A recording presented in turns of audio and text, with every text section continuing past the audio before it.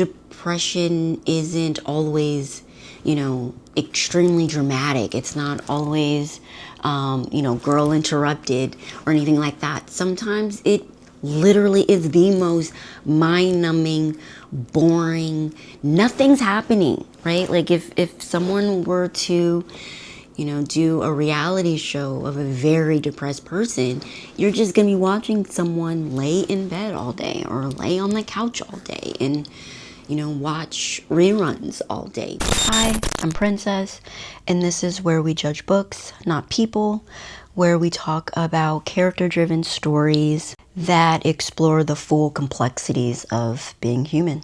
And today, I'm sharing stories about characters going through depression, grief, isolation. And I don't want to cover this topic in a motivational way because who am I? But in a more authentic way. The first book is My Year of Rest and Relaxation. This story follows a young woman in New York that seemingly from the outside, from societal standards, kind of has it all together. She's educated, she's from like a wealthier family, she has access. However, due to the death of her parents and the collapse of her very problematic relationship, she decides to seek out a psychiatrist. She decides that self-improvement isn't the answer. She's just gonna disappear from society and her relationships altogether.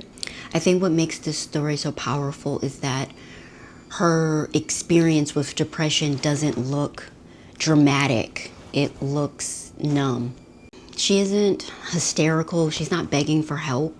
She's emotionally anesthetized. Her decision to escape from reality isn't impulsive, it's methodical. And I think that's what makes the story so much more unsettling. Like she's putting in all of this effort to disappear. The plot forces one question: can you escape from your reality and your pain by shutting down? And the answer is it's complicated because avoidance doesn't erase the pain, it just suspends it. I think this story captures a very specific type of depression where you don't necessarily not want to be here alive, but you also can't really participate. So the reviews, I think are mixed, but for those that don't really care too much for this book or this story, I think there's two opinions about how this story is laid out. And I think the first one is that it's kind of boring and slow. Nothing really happens, melancholy. But again, I feel like that's kind of the point, is depression isn't always, extremely dramatic. It's not always, girl interrupted or anything like that. Sometimes it literally is the most mind-numbing, boring, nothing's happening, right? Like if someone were to do a reality show of a very depressed person, you're just gonna be watching someone lay in bed all day or lay on the couch all day and watch reruns all day. Nothing happens. And that's the state of where I feel like some people find that type of story slow and boring, but I find it honest in the portrayal of the day-to-day depression and not this hyperbolic, theatrical way of telling a story of someone being depressed. The other point that I think, and it's a good point, is that this is a very privileged white woman in New York, and it doesn't really tell the story from an average person point of view, because if the average person is going to check out, there are social consequences, right? That you lose your job, you lose your insurance, you lose social connections with family and friends and neighbors. You lose the roof over your head, right? There are consequences to not having access, not having financial resources that can suspend your life for a year, and then you just snap back into life and life kind of just goes on. That's not the standard for the average depressed person. So I understand that take. However, rich people get depressed too. You know what I mean? Like they need their stories too. But I can also see how it is extremely privileged to be able to check out and still have your Upper East Side apartment, and there are no consequences to you doing that. Next, we have We Are All Good at Smiling by Amber McBride. This is a YA, and it follows two teens, Whimsy and Fairy, and they're both experiencing severe depression. This story moves in a more lyrical way. It is written in verse, which kind of emphasizes how depression can kind of mirror this, distorted illusion of reality. It captures how depression fractures your sense of self, how you can look fine externally, but internally there's all of this turmoil.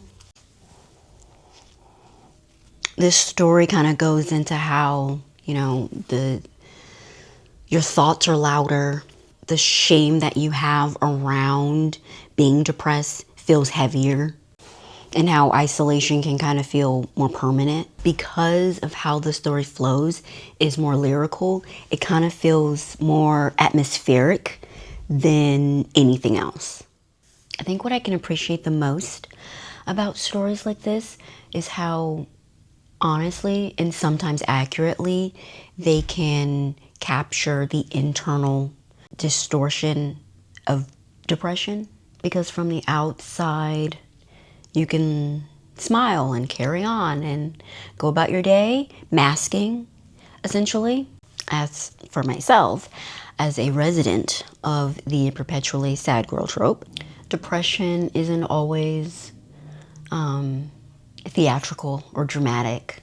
It's not a moment. Stories like this resonate with me the most because they give language to something that I'm still trying to articulate. Stories like these feel less isolating, less like there's like it's personal, right? Like it's something very specific with me, versus when I'm reading these stories, it's like, well, it might not necessarily be about the author, but these stories have to come from somewhere, and that's reassuring for me. Sometimes it's helpful not even to know like there's a cure or it can be fixed or I can change.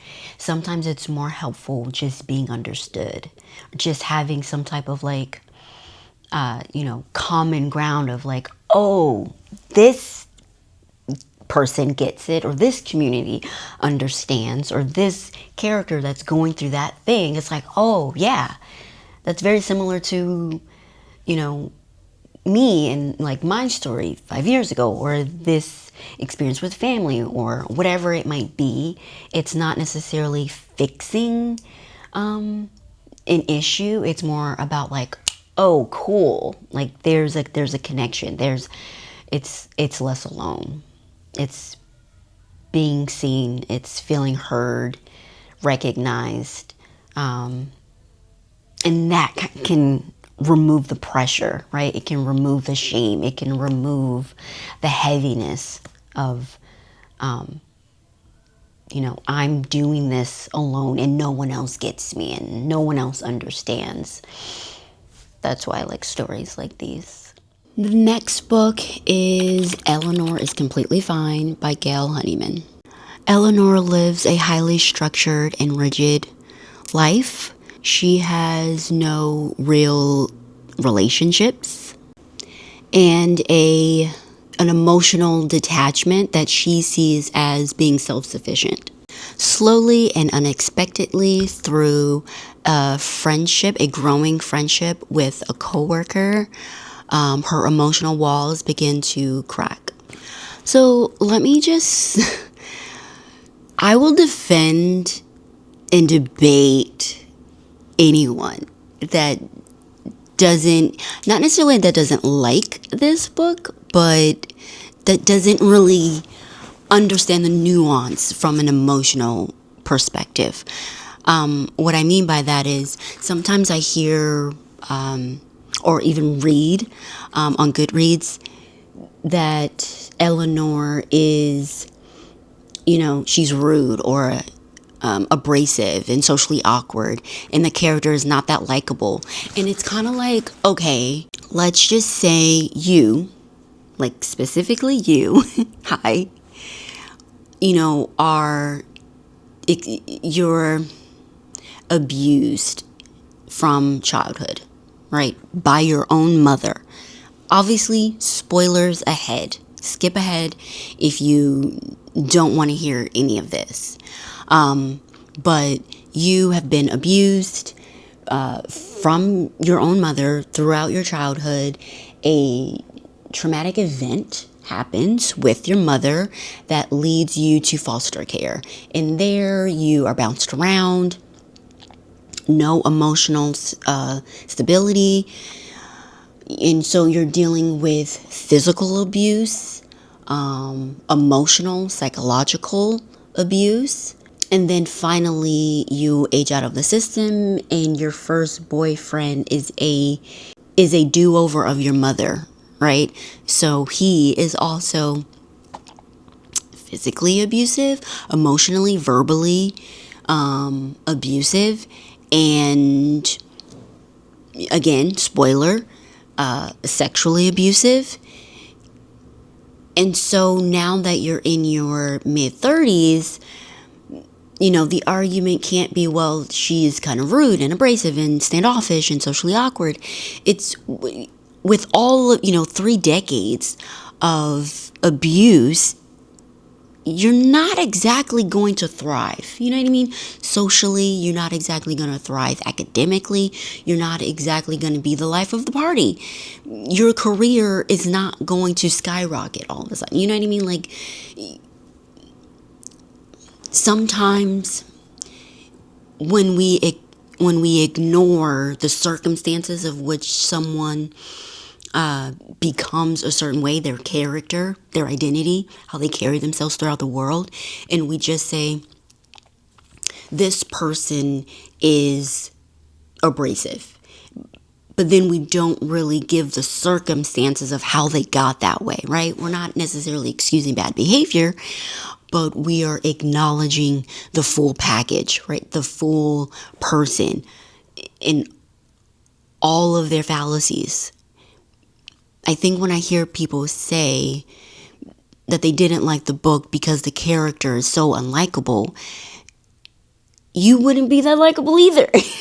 Like if you went through what you went through, sometimes self-preservation means you are emotionally guarded. It means you don't really know how or have the technique or the skills to bond with someone. She never bonded with anyone. She's never been loved by anyone. So when she goes out into the world, she's a bit not well. And that would require the reader to be compassionate and to give grace, and to be empathetic for other people's inability to cope with struggle and not judge them for how they do it. She is again, spoiler, she is a functioning alcoholic, and mentally delusional about, her love life. Yeah, I just thought this was a great representation, not necessarily about a character-driven story, but it says a lot about the reader that can be so judgmental about how someone else's struggles led them to be so broken, and to judge them on that. This book was also mentioned in my 5-star reads, which I also posted, and it is like, this was probably one of the best books that I read in 2025, and I stand my ground on that. And I don't know if it's because I'm naturally an empathetic person. I don't know if it's naturally I'm a very compassionate person, but that's why I named my channel I Judge Books and Not People. You never know what someone's been through. You don't know what someone is going through. And so, given the political climate, given, the state of all of these different, the race wars and gender wars, and all of, the contentious things that we hear in the media, I kind of just feel like, you don't have the full picture of an individual's stories. And so by reading all of these stories, you get a better understanding of the human condition. And so, yeah, I named my channel I Judge Books, because I feel like that's where the judgment should stay. It should stay on the page. You would, not know how medicated I am to get through my day, or how depressed someone might be, or other challenges. Let's not judge people. Moving on to the next book. The next read is The Passion Project by London Sperry. The main character in this, Bennett, loses her boyfriend unexpectedly, and grief sends her into this catatonic type of depression. And this is a romance, which I absolutely love that representation of how someone can still be depressed in a romance book. Her love interest is still patient with her, and they create all of these projects to kind of help her get out of her funk. I think this really resonated with me, because not just because I'm a depressed main character in my own life, but there's this quote in the book that I absolutely loved, that and it was a library book, so I couldn't write in it or anything, so I'm going to paraphrase. It says, you don't have to have your shit together to be loved, right? Like, you don't have to, and I really like that narrative, because in this time when everyone is going on their healing journey, and everyone is going through, their season or their era, and trying to have their glow up or whatever to get to that next chapter. And this is saying, love isn't gonna wait, life isn't gonna wait, that next plot in your life is not gonna wait, and you don't necessarily have to have all of the answers. You don't have to be together. Working on it is great, but you don't have to have your shit together to arrive, right? To be the main character, to show up in your life. I love that. I think that was my favorite quote that resonated with me personally, in my own, oh wow, I should probably work on that myself. And I try to remind myself of that, because so consumed with watching all of these people have these aesthetic lives on the internet, and they seem so put together, and it's hard to get out of that and not compare yourself to that, and to just remind yourself to show up, even if you're not there yet, right? Even if you don't have your shit together at the moment, still show up and still do it. And if you want the guy, go for the guy, depressed and all. So this next book is The Midnight Library by Matt Haig. This follows Nora, who is depressed, and she attempts to take her own life, and instead of just dying, she ends up in the Midnight Library between life and death. As she explores the library, she's reading all of these different books, and these books represent different versions of her life. And as she's living all of these different versions of herself, she comes to the conclusion that even though she is filled with regret by some of the choices that she's made, none of these other versions are perfect. They're all broken versions of her. This story, which is the only one that I really like, that this is a fantasy that's dealing with depression. It's a nice take on a conversation that's really heavy, but sometimes some readers might need to take in the information a little more coded. And I think that's what this book does really well. It's still a heavier topic of conversation, but from a fantasy driven plot. This book confronts that there's this illusion that if we had a different version of ourselves, then all of our pain and all of our struggles would just disappear. But every version of ourselves in the multiverse comes with struggles, comes with problems. And so instead of striving for perfection, strive to be a participant and to be present. All of these stories explores that in-between space. Not exactly falling apart, not exactly thriving, but trying to navigate the waves, the cycles of life that ebbs and flows. And as I'm starting this new chapter or experiment with growing my confidence and, being on YouTube, it's, I'm still very much clinically depressed. I'm in therapy, I'm medicated, but also still trying to acknowledge my experiences and still trying to, show up, and done, not perfect.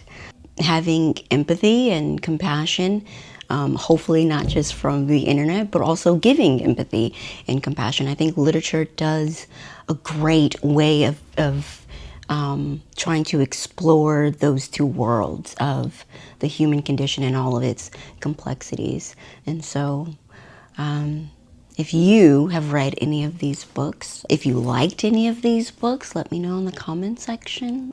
Yeah, that's my video. Those are my top really sad, depressing reads. Yeah, that's my video. You're enough. Okay, thanks. Bye.